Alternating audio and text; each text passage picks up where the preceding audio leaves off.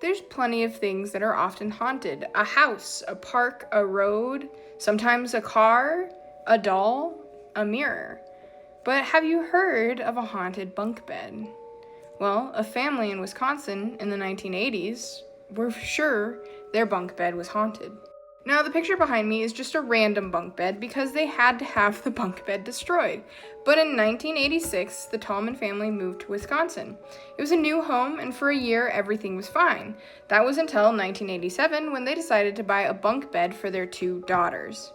For whatever reason, they decided they weren't going to put the bunk bed in the room just yet. It was a birthday gift. They bought it secondhand, and they immediately put it in the basement.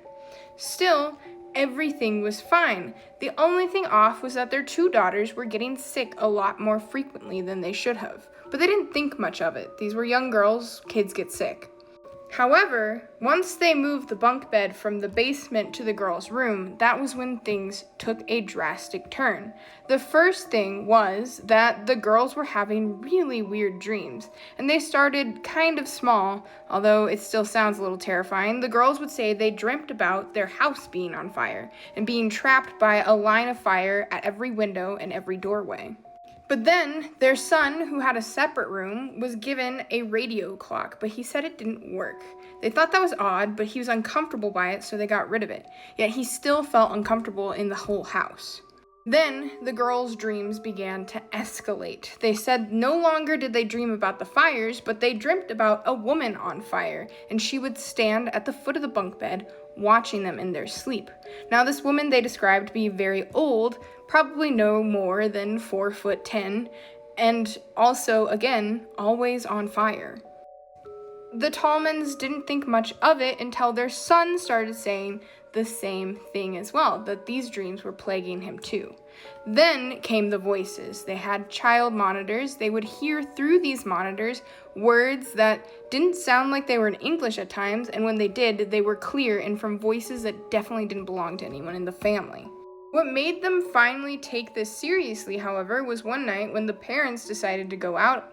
They had their grandmother stay, and when the grandmother was asleep, she claimed to have the same dream of an old woman on fire watching as she slept. The Tallmans then decided to hire a priest. The priest said it was the bunk bed, that he blessed the whole house, but he did not like the bunk bed. But the priest didn't even really help because things just got worse. Instead, they saw shadow figures in the waking hours, not just while they were dreaming, and they swore up and down that they would see red eyes glowing through the windows, watching them as they just were in their house. But they finally had enough when one night all of the children swore they heard whispers through the walls of people saying that they were going to be dead soon. So then the family took all the stuff they could, left most of the furniture, and left the house.